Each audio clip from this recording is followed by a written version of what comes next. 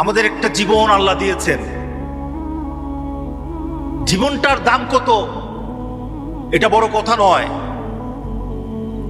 জীবনের মূল্য কতটুকু এটা বড় কথা নয়, কিন্তু আমার আল্লাহ আমাকে যেমন সৃষ্টি করেছেন কাফেরও সৃষ্টি করেছেন।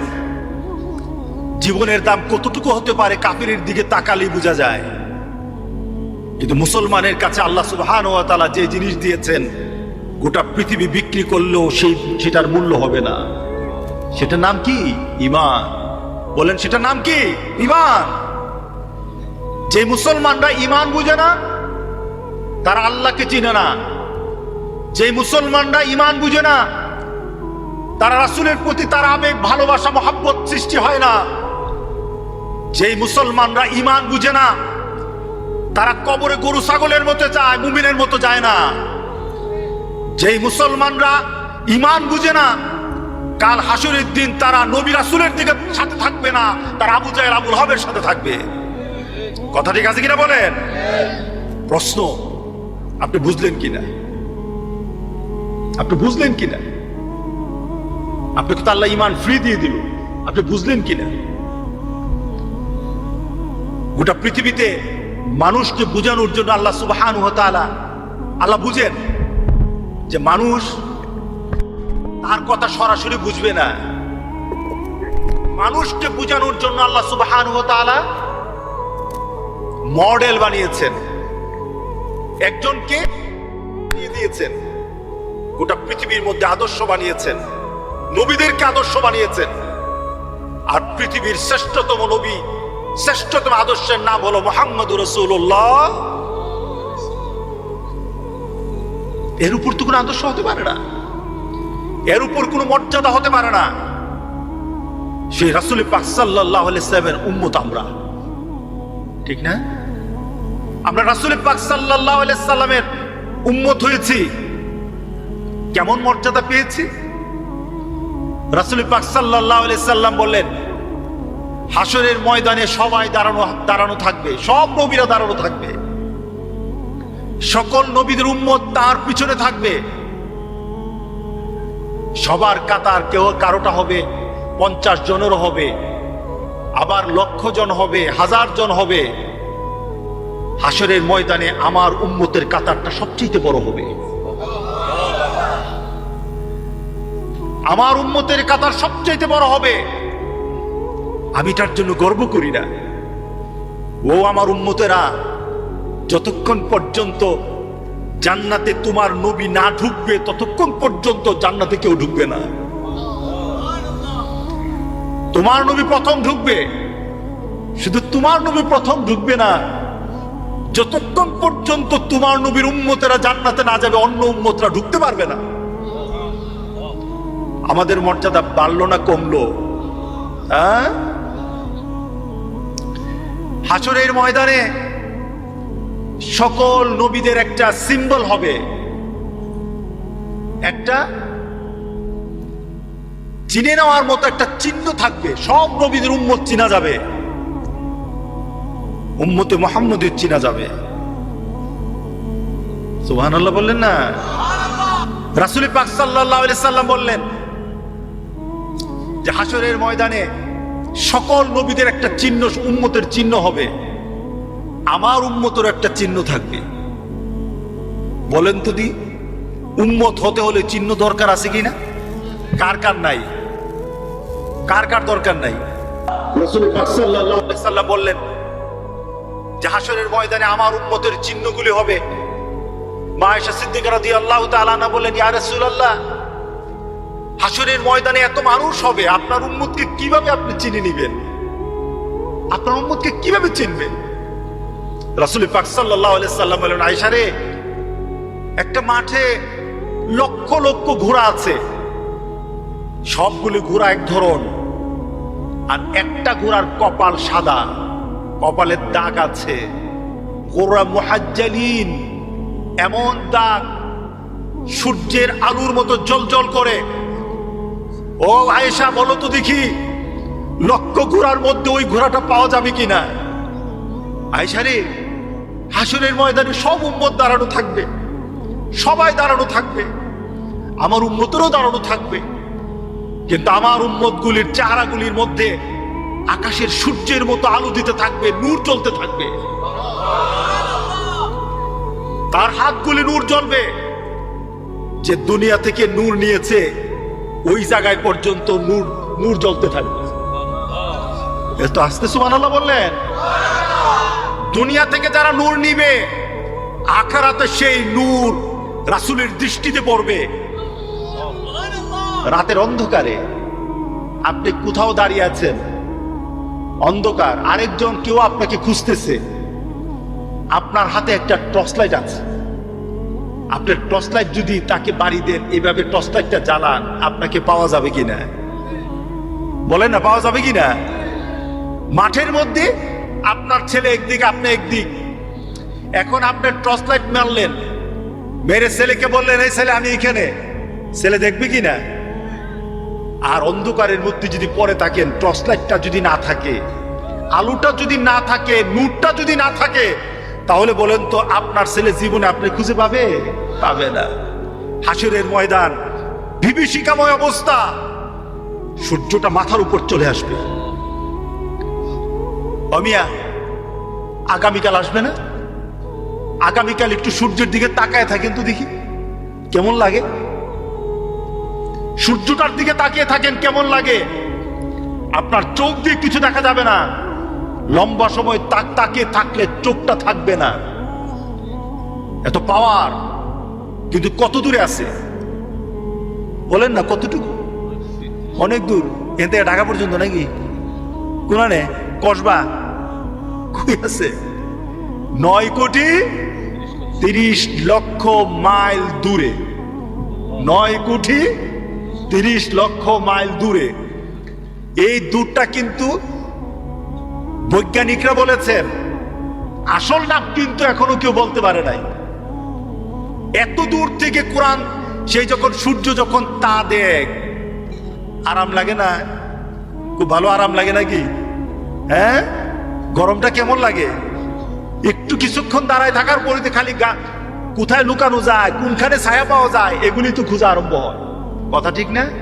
আর ঠিক ওই সূর্যটাকে একটু খেয়াল করেন, ঠিক ওই সূর্যটাকে আপনার মাথার উপর, ঠিক মাথার উপর,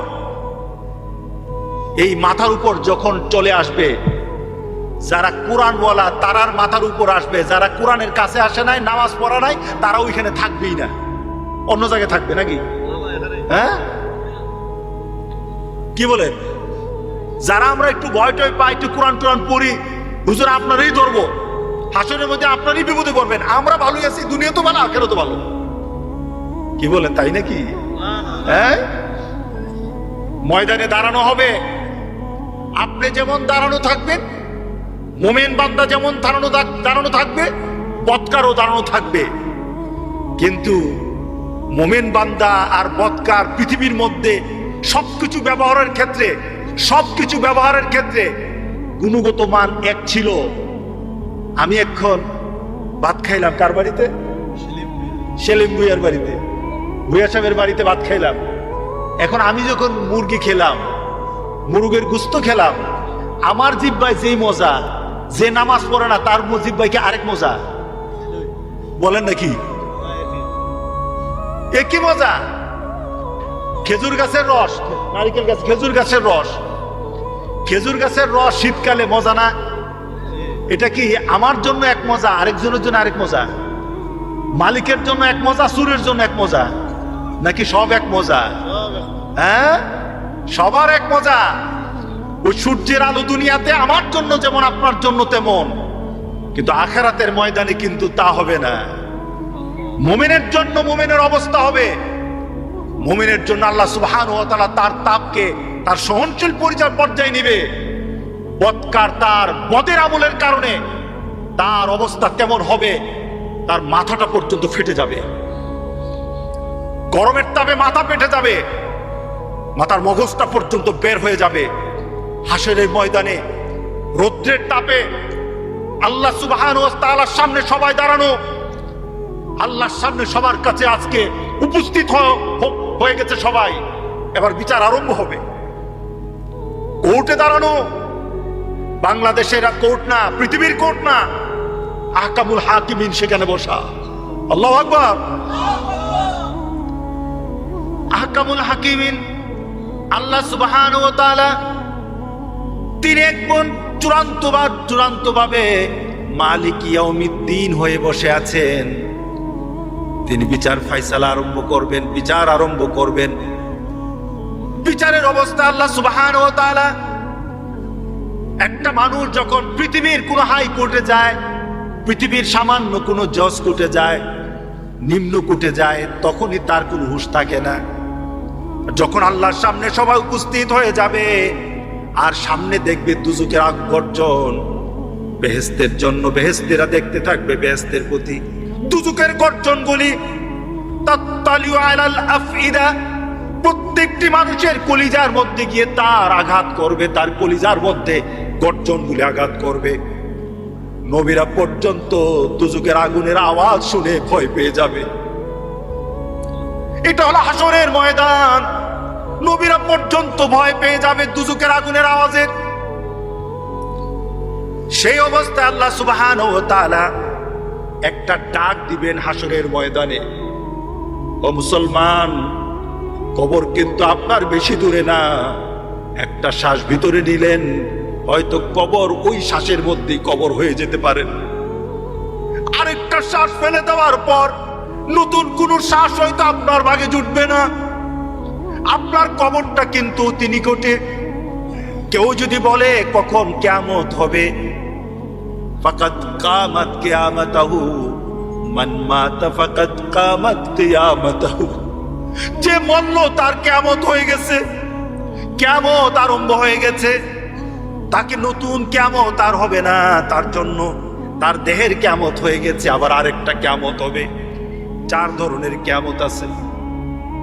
ওই কিয়ামত যখন আরম্ভ হয়ে যাবে, সবাই এখন বিভীষিকাময় অবস্থা সৃষ্টি হয়ে যাবে আল্লাহর দরবারে উপস্থিত। এখন তো বিচার হবে। কিসের বিচার হবে? কিসের বিচার হবে? ফামান ইয়ামাল মিসকালা যাররাতিন খায়রান ইয়ারা ওয়া মান ইয়ামাল মিসকালা যাররাতিন শাররান ইয়ারা। মাবুদ সুবহানাহু ওয়া তাআলা কোরআনে কারিমে আমাদেরকে জানিয়ে দিলেন, তোর বিচার আমি কেমন ভাবে করব। রাতের আধারে গোটা পৃথিবীর কেউই দেখে নাই, তোর স্ত্রীও দেখে নাই, গোটা পৃথিবীর কেউ তোকে দেখে নাই। রাতের আধারে এমন একটা কাজ করেছস, ওর মনে মনে চিন্তা করেছস, কেউই দেখে নাই। আল্লাহ বলেন ওইটা তোর হাসরের দিন দেখাইয়া দেব। হাসরের দিন গোটা পৃথিবীর মানুষের সামনে ওই কথাটাও দেখাইয়া দেব। রাতের অন্ধকারে, রাত্রের বেলা শুয়ে শুয়ে, বিছানায় শুয়ে শুয়ে তুমি আরেকজন মানুষের জন্য তুমি খারাপ চিন্তা করেছো। তুমি মানুষের জন্য ভালো চিন্তা করো নাই, খারাপ চিন্তা করেছো। আল্লাহ বলেন তোমার চিন্তা তো কেউই দেখে নাই। পাশে স্ত্রী ছিল, স্ত্রীও টের পায় নাই, কিন্তু আরশের মালিক আমি আল্লাহ কিন্তু টের পেয়ে গেছি।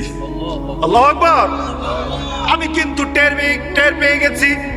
হাসরের দিন ওই কথাটা পর্যন্ত তোর সামনে উপস্থিত করব। আল্লাহু আকবার বললেন না? আল্লাহকে চিনা দরকার আছে কিনা বলেন? হাসর বোঝা দরকার আছে কিনা বলেন? আল্লাহু আকবার, আল্লাহু আকবার। আফসোস হবে, আফসোস করবেন, আফসোস করবেন। ওই আফসোসের কথা আজকে কোরআনের যে আয়াত তেলাওয়াত করলাম, এই আফসোসের কথা আছে। হাসরের ময়দানে গিয়ে কিছু আফসোস করবে লোক। কি করবে? আফসোস করে করে বলবে, আরে আমি কি করলাম রে, ইয়া লাইতানি কুনতু তুরাবা, আরে আমি কেন মাটি হই না। আজকে আমি কি জবাব দেব আল্লাহর দরবারে? আমি তো কিছু নাই, আমি তো কিছু করি নাই। আমি আল্লাহর সামনে কেমনে দাঁড়াবো? আমি যদি মাটি হয়ে যেতাম। আল্লাহু আকবার, আল্লাহু আকবার, আল্লাহু আকবার। আমি যদি মাটি হয়ে যেতাম। এভাবে চিৎকার করে করে সবাই বলবে যে আমি যদি মাটি হয়ে যেতাম। আবার কেউ বলবে কাদ্দামতু লি হায়াতি, নিজের আমলনামা দেখবে, নিজের জীবনটা দেখবে। আমি যে বললাম নূর, নূর নাই, তার সাথে নূর নাই, তার সাথে নূর নাই। এখন নূর সারা কবরে গেছে, নূর সারা হাসরে দাঁড়াইছে। এখন হাসরের ময়দানে দেখে নিজের মধ্যে নূর নাই, এখন আল্লাহর সামনে কেমনে দাঁড়াবো? প্রস্তাব তো নাই। আল্লাহ তো আমার দিকে তাকাবে না, রাসূল তো তাকাবে না। যে রাসূল পাক সাল্লাল্লাহু আলাইহি সাল্লাম বলেছেন সব উম্মতের একটা সিম্বল হবে, একটা চিহ্ন হবে, আমার উম্মতেরও সিম্বল হবে, একটা চিহ্ন হবে।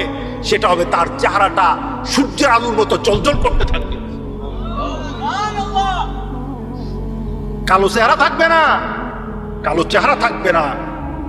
এত সুন্দর চেহারা হবে, আকাশ সূর্য পর্যন্ত ম্লান হয়ে যাবে। মা আয়েশাকে বললেন, আয়েশা রে, আমি আমার উম্মতকে চিনে নেব, তাদের চেহারাগুলি যখন জ্বলজ্বল করতে থাকবে তখনই চিনে নেব তারা আমার উম্মত। এত আস্তে সুবহানাল্লাহ বলেন। এটা সুবহানাল্লাহ বলে কে খুশি হয়?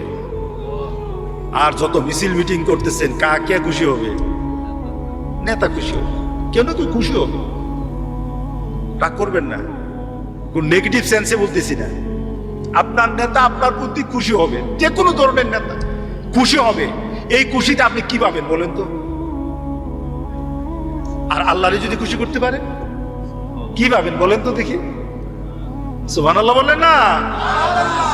এই জবানের মধ্যে যত, রাসূল পাক সাল্লাল্লাহু আলাইহি সাল্লাম বলেছেন সুবহানাল্লাহি ওয়ালহামদুলিল্লাহ ওয়া লা ইলাহা ইল্লাল্লাহ আল্লাহু আকবার, যে এই তাসবিহগুলি জপবে তার তাসবিহর সাথে সাথে জান্নাতে তার জন্য একটা গাছ লাগানো হবে। এত আস্তে সুবহানাল্লাহ, জোরে বলুন সুবহানাল্লাহ। আচ্ছা, জান্নাতের গাছগুলি ছোট না বড়? কত বড়? হ্যাঁ,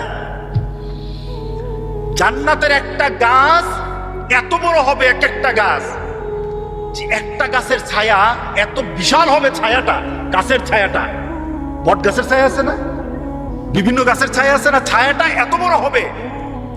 একটা ঘোড়াকে যদি ছায়ার এক প্রান্ত থেকে আরেক প্রান্ত পর্যন্ত ছেড়ে দেওয়া হয়, ঘোড়াটা চলতে আরম্ভ করবে। ওই ঘোড়াটা 100 বছর পার হয়ে যাবে, গাছটার ছায়া শেষ করতে পারবে না। এত আস্তে সুবহানাল্লাহ। মান্দার গাছ পালি তো এত বেশি সুবহানাল্লাহ কইবেন। যদি কোন হুজুর মান্দার গাছ দিব, এখন যদি কইতাম সবাই সুবহানাল্লাহ কইবেন, বাড়িতে গিয়ে দেখবেন মান্দার গাছ আছে, তখন জুড়ে সুবহানাল্লাহ কইতেন। আমি কইতেছি জান্নাতে এত বড় একটা গাছ পাওয়া যাবে, তবু সুবহানাল্লাহ মুখ দিয়ে বাইরে না। আশঙ্কা করতেছে বিশ্বাসই করা হয় না, বিশ্বাসই করতেছেন এত বড় গাছ কইতে পারে কিনা। কি বলেন আপনাদের চিন্তা হলো, হুজুর কি গাছ কইলেন? এটা ঘোড়া বলে এটা শেষ করতে পারবেন না 100 বছরে, আপনি কি গাছের কথা কইলেন? আল্লাহ দিতে পারে কিনা? জোরে বলেন পারে কিনা? পারে কিনা বলেন? আমার মাবুদি দিতে পারে, আমার মাবুদি দিতে পারে। সুতরাং মুখের জবান যার যত বেশি জিকির দিয়ে ভরা থাকবে, জান্নাতে তার বাগানের মধ্যে তত গাছ বেশি থাকবে। আরো জোরে বলি সুবহানাল্লাহ। একটা স্লোগান দিতে পারবেন? কে পারবেন না? হাত তুলে সবাই পারবেন? আপনারা একটা মিছিল দিবেন, স্লোগান দিবেন। জান্নাতে কিন্তু স্লোগান হবে, জান্নাতে কিন্তু স্লোগান হবে। জান্নাতের স্লোগানটা কার জন্য হবে? আল্লাহর জন্য। কার জন্য হবে? যারা এখান থেকে আল্লাহর জন্য স্লোগান দিবে তারা জান্নাতে গিয়ে ওই স্লোগানে যোগ দিবে। কে কে যোগ দিতে চান? নারে তাকবীর, নারে তাকবীর, আল্লাহু আকবার। আল কোরআনের আলো ঘরে ঘরে জ্বালো, আল হাদিসের আলো ঘরে ঘরে জ্বালো। মসজিদ আছে যেখানে আমরা আছি সেখানে, নামাজ আছে যেখানে আমরা আছি সেখানে, হক্কানি উলামায়ে কেরাম যেখানে আমরা আছি সেখানে। আলহামদুলিল্লাহ। একটু শরীরটা গরম হয়েছে নাকি? হ্যাঁ, আমি তো কিছু দিতে পারবো না, তবে স্লোগানটা আপনাদের রিজার্ভ রেখে দিলেন, আখিরাতে গিয়ে পাওয়া যাবে ইনশাআল্লাহ। বলে ইনশাআল্লাহ। এক একটা তাসবির কারণে আপনাকে একটা করে গাছ দেওয়া হবে। কোথায় দেওয়া হবে বলেন তো? এবার একটু তাত্ত্বিক কথা বলবো। কোথায় দেওয়া হবে? জান্নাত। আচ্ছা, আপনি দুনিয়ায় থাকা অবস্থায় জান্নাতে আপনি গাছ লাগাইতেছেন, দুনিয়া থাকা অবস্থায় জান্নাতের বাগানে আপনি গাছ লাগাচ্ছেন, জিকিরের কারণে, তাসবির কারণে জান্নাতে আপনার গাছ হচ্ছে। আপনি বাগান বাড়ি তৈরি করছেন, জান্নাতের আপনার মরার আগে বাগান বাড়ি তৈরি করছেন। তাতে বোঝা গেল মরার পরে আল্লাহ আপনাকে জান্নাতি দিবেন ইনশাআল্লাহ। সুবহানাল্লাহ বলেন না? যারা বাগান বাড়ি আগে বানায়, আল্লাহ তো আগে বলতেছেন যখন যে পড়লেন তোমার বাগানের মধ্যে একটা গাছ লাগাই দেবো, তাহলে বোঝা গেল আপনার বাগান আছে। সুবহানাল্লাহ বললেন না? সুতরাং ওই বাগানে যাওয়ার শখ জাগতে হবে। আল্লাহ আমাদের সবার মধ্যে দান করে দিক। রাসূল পাক সাল্লাল্লাহু আলাইহি সাল্লাম আয়েশাকে বলেন, আয়েশা রে, আমার উম্মত গুলো আমি চিনে নেব, এত মানুষ থাকুক কিন্তু আমার উম্মত আমি ঠিকই চিনব। কিভাবে? আয়েশা, শীতকাল চলে আসতো, বার্ধক্য চলে আসতো, বিভিন্ন সময় বিভিন্ন নিজের মধ্যে একটা কাজের স্পৃহা হারিয়ে ফেলতো, মনের মধ্যে দুর্বলতা, শারীরিক দুর্বলতা সৃষ্টি হতো। কোনো কিছু কাউকে পিছু হটাতে পারে নাই, কাজ থেকে এই কাজ থেকে বারণ করতে পারে নাই, পিছু হটাতে পারে নাই। আবার আমার উম্মতের চরম দুশমন শয়তান ছিল। আমাদের চরম দুশমনকে, জোরে বলেন চরম দুশমনকে? শয়তান চরম দুশমন ছিল, আমার উম্মতের চরম দুশমন। তারা ওয়াসওয়াসা দিয়েছে যেন সে এই কাজটা না করে। কিন্তু যখনই আমার আল্লাহর একটা আওয়াজ এসেছে, সে তার জীবনের অন্য কোনো চাহিদাকে তার বড় চাহিদা বানায় নাই। সে যে কোনো কাজে থাকতো, যখন আল্লাহর সে ডাক তার কানের মধ্যে লেগেছে, ডাকটা হলো আল্লাহর ডাক, সে আল্লাহর ডাক যখনই তার কানে লাগতো, সে ডাকটা ছিল আল্লাহু আকবার। জোরে বলেন আল্লাহু আকবার। ডাকটা কি ছিল? আল্লাহু আকবার। মসজিদ থেকে আওয়াজ এসেছে আল্লাহ বড়, আর সে কাজে ডুবেছিল, বিভিন্ন কাজের মধ্যে ছিল। সে তার চিন্তায় শয়তান বলে কাজ বড়, আর মসজিদ থেকে আওয়াজ এসেছে আল্লাহ বড়। সে নিজের মধ্যে যুদ্ধ করেছে, নফসের সাথে যুদ্ধ করেছে। তার আত্মা বলে বসে থাক, তার আত্মা বলে বসে থাক, আত্মা বলে কাজ কর, আত্মা বলে এখানে যা, আত্মা বলে এটা কর। কি বলেন বলে না? মিটিং এ বসা থাকলে বল মিটিং এ বসা থাক, আগে মিটিং শেষ, এরপরে নামাজ। ঠিক না? আমাদের রিক্সাগুলির মধ্যে অনেক সুন্দর সুন্দর লেখা থাকে। আগে থাকতো ছবি, নায়িকাদের ছবি, নায়কের ছবি থাকতো না? এখন কিন্তু সুন্দর সুন্দর কথা থাকে। নামাজকে বলো না কাজ আগে, নামাজকে বলো না কাজ আগে। কত সুন্দর কথা। কাজকে বলো, নামাজ আগে। তোমার দুনিয়ার যে কোনো কাজ থাকুক, তোমার জীবনের একটা বড় চাহিদা নিয়ে নাও। আজান হবে, আমি আর দেরি করব না। আজান হবে, আমি আর কাজে থাকবো না। আজান হবে, আমি আর কারোর সাথে বসা থাকবো না। আজান হবে, আমার বাবু যদি আমার কাছে থাকে, আমি আমার বাবার সাথে থাকবো না। আজান হবে, গোটা পৃথিবীর কোনো ব্যক্তি যদি আমাকে ডাকে, ওই ডাকে সাড়া দেব না, আগে আমি আল্লাহর ডাকে সাড়া দেব। পারা যাবে কি না? ও মুসলমান, পারা যাবে? যদি পারা যায়, তাহলে আমরা এখন থেকে বলবো, নামাজকে বলবো না কাজ আগে, নামাজকে বলবো না কাজ আগে। যদি হয় কি হবে? যদি এটা করতে পারেন কি হবে? রাসূল পাক সাল্লাল্লাহু আলাইহি সাল্লাম বলেন, ওই উম্মতগুলি আমার উম্মত চিনে নেব। তাহলে বোঝা গেল যার মধ্যে এই দাগ থাকবে না, সে রাসূলের উম্মত বলে পরিচয় দিতে পারবে না। আমাদের সমাজে নামাজি বেশি না বেনামাজি বেশি? আস্তে কথা কয়, বলেন, জোরে বলেন, সাহস করে বলেন। বেনামাজি বেশি। তাহলে বেনামাজির অবস্থা কি? তুমি যতই আশিকে রাসূল হও, আশিকে রাসূল, মাশুকে এলাহি, আশিকে পান্দান, সিয়ায়ে দান্দান, কত সমাজের কত আশিকিরা আছে। এই আশিকি দিয়ে কাজ হবে না। তুমি যদি রাসূলের উম্মত বলে পরিচয় দিতে চাও, তোমাকে মসজিদে 5 ওয়াক্ত হাজিরা দিতে হবে। কথা ঠিক আছে কিনা বলেন? যারা দেয় না আমার দৃষ্টিতে, আপনার দৃষ্টিতে যত বড় উঁচা মনুক আমার সমাজে, আখেরাতে তারা ফকির, মিসকিন, তারা গরিব, তারা তারা তারা লানত প্রাপ্ত, এর থেকে আর কিছু না। কথা ঠিক আছে কিনা বলে? যত বড় কিছু, যত বড় কিছু। ও মুসলমান, আজকে বুঝতে হবে আমি কি আমাকে বাঁচাতে পারবো কিনা, আমি কি আমার রাসূলের সাথে সম্পর্ক করাতে পারবো কিনা।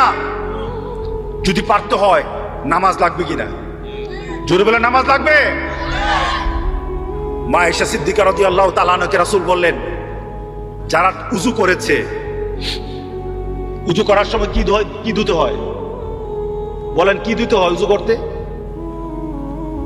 ধরুন উযুর অবস্থা ধরুন, এখানে তো 90 জন ভাইয়া যাবেন উযু ধরলে। আর মাহফিলে, আপনার মাহফিলে আর আমু না, আপনি একটা টেরা মানুষ। উযু সামনে মন্দির আপনি আপনার কি হয়েছে উযু? হ্যাঁ, উযু